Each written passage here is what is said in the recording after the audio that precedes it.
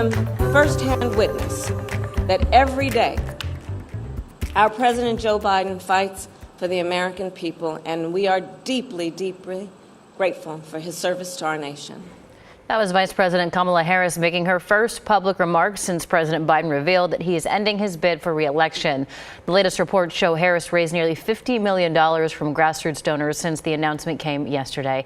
Biden is now endorsing Harris, who has less than a month to convince Democrats to make her the nominee.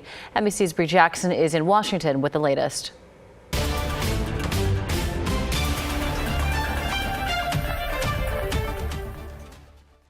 In an historic move, President Biden dropping out of the 2024 presidential race, writing, "I believe it is in the best interest of my party and the country for me to stand down." The news sending shockwaves through the nation. It was a shock, but at the same time, they must feel it's best for the election. I think he made a choice for the country, and I'm in favor of it. The president's decision follows weeks of calls for him to step aside, citing concerns about his poor debate performance, age, and ability to lead for 4 more years if reelected. The 81-year-old says he's now offering his full support for his vice president, Kamala Harris, to be this year's Democratic nominee. In a statement, she says, "I will do everything in my power to unite the Democratic Party and unite our nation to defeat Donald Trump." Some lawmakers are also throwing their support behind the 59-year-old. There's no time for bitterness, man. We have got to unite behind this ticket with Kamala Harris at the helm and move forward. She carries into this campaign the Biden record, and it is a damn good record. Former President Trump's team has been preparing to run against Harris for weeks. He's criticized her even before President Biden ended his campaign. She's not a competent person. She shouldn't be president. I mean, she's being laughed at all over the world.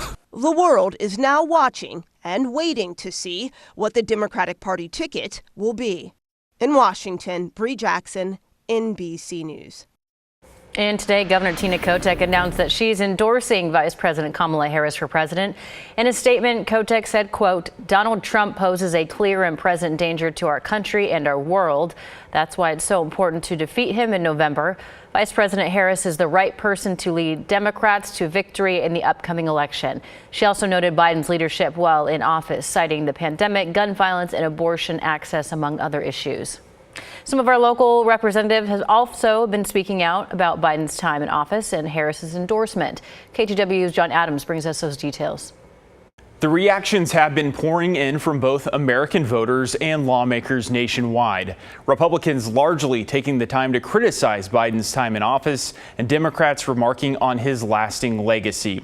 Leaders here in Oregon thanked President Biden for his time served while also acknowledging this was a wise decision. Pacific Northwest legislators from both sides of the aisle shared their thoughts today.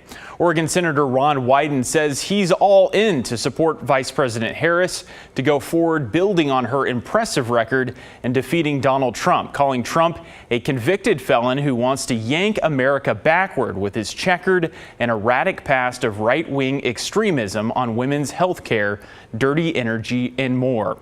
Last week, Congressman Earl Blumenauer became the first and only member of the Oregon congressional delegation to call on Biden to step aside as the nominee, saying President Joe Biden cemented his legacy in American history as the greatest president in the last 50 years, expressing he made the right decision to spend the remainder of his presidency implementing his landmark achievements rather than fighting a campaign against Donald Trump.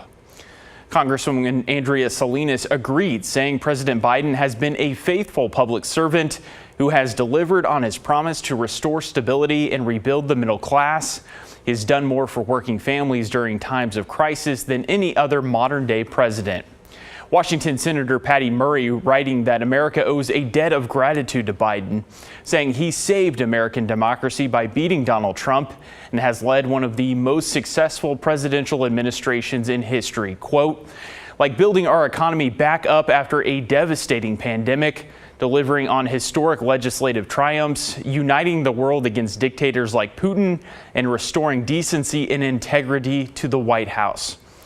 Freshman Republican Congresswoman Lori Chavez-DeRemer's office says they are concerned that President Biden is unfit to carry out the rest of his term, saying if he's unable to run for re-election, he shouldn't be making day-to-day decisions that impact our national security. I take full responsibility for any security lapse of our agency. We will not rest until we have explored every option, and we will leave no stone unturned. But I want to be clear, I am not waiting for these investigations to be completed prior to making changes. Today, the director of the U.S. Secret Service, Kimberly Cheadle, testified before a congressional panel about the attempted assassination of former President Donald Trump. The agency released a statement last week saying that the Secret Service is fully accountable for the safety of its protectees. Cheadle echoed that statement during today's hearing. She has also refused numerous calls for her resignation, saying that she remains focused on the security needs of upcoming high-profile events like the DNC in August and the 2025 inauguration. Time to get a check at weather with Rod Hill. Well, there's not too many cloudy spots here on the west side. Portland is the bullseye of the cloudiness. Much of the area is like this. Cannon Beach has had a beautiful morning, absolutely clear skies at noon, 67 degrees. You go out into the gorge, the same story. It does get increasingly hazy as you move east out toward the Columbia Basin. But in Hood River, this is Cathedral Ridge Winery. It's pretty nice. And then even on the west side of the West Hills, the Reserve Vineyards and Golf Club out in Aloha, it's pretty nice. Sunny skies, 69 degrees. Now, here's the cloudy spot, but downtown Portland, see as you look over the West Hills, we're just now starting to see clearing. So the cloudiness will be on the way out in the coming hour or two over downtown, and this will go on to be a rather bright finish to our day. Right now, we're at 69 degrees. I have a 75 at 2 o'clock. Assuming we get enough sunshine, we get up to around 80 at 5 o'clock and then still 74 at 8. Dealing with a lot of wildfire smoke central and eastern Oregon, and we'll talk about that part of our weather story coming up. All right, Rod, thank you. Let's get you caught up on your local headlines. One person has been hospitalized with serious injuries after gliding with a MAX train.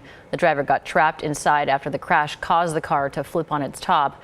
The MAX was damaged and prevented crews from disconnecting the train from the power wire, which made it difficult for rescue crews to cut out the driver. They were eventually transported to the hospital.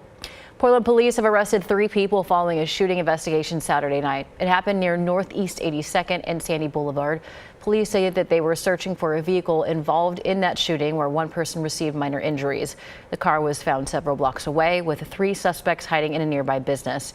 Police say that they've seized multiple firearms. The investigation continues. And we're continuing to track a growing number of wildfires across Oregon, with people in eastern Oregon now on high alert.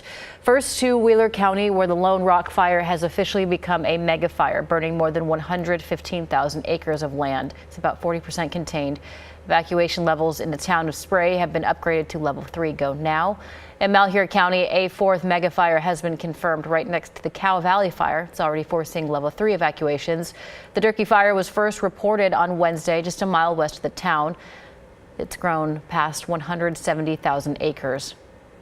And in Grants County, people in the town of Seneca remain under a level 2 get set advisory after the nearly 130,000 acre Falls fire spread out of Harney County and is now a little over 10 miles away. That fire has destroyed at least 11 homes with 2,000 under threat. It's now at 16% containment.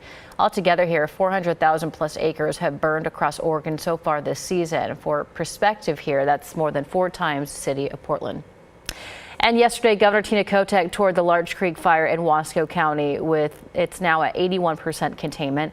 KGW's Ashley Graham spoke with her about the hundreds of thousands of acres that have burned across the state so far and what the plan is moving forward. In Tye Valley, Oregon Governor Tina Kotek and her wife, Amy Kotek Wilson, survey the damage. You just have no sense until you're out here and seeing it. The Larch Creek fire burned 18,000 acres here in Wasco County. Incredible amount of work. Hundreds of folks out here saving homes. Now, fire officials say that the Larch Creek fire didn't burn any homes, but you can see how close it got just yards away from this one. Over 1,000 people were under evacuation orders. These communities are really lucky to be here right now. While the Larch Creek fire is now under control, many other fires are burning across the state. The governor says at least 3 are being called mega fires because they've burnt over 100,000 acres. the Lone Rock Fire, the Cow Valley Fire, and the Falls Fire. This weekend, another joined that list, the Durkee Fire. This is where we would probably be in mid-August, and it's mid-July. So we're going to make sure we can run this marathon all the way through fire season into the fall. We're in a new time, and we've got a long fight ahead of us this summer. Ben Duda with the Oregon Department of Forestry says one concern is making sure crews get the rest they need because the season isn't slowing down. We try to cycle them out, stagger some of those breaks, so we got to keep the firefight going, right? Firefighters from across the nation have arrived in Oregon to help, and Governor Kotek says she would consider calling in international crews if the situation intensifies. It will be costly, but we're doing everything we can right now to protect people, and then we'll worry about the bill later. In Wasco County, Ashley Grams, KGW News.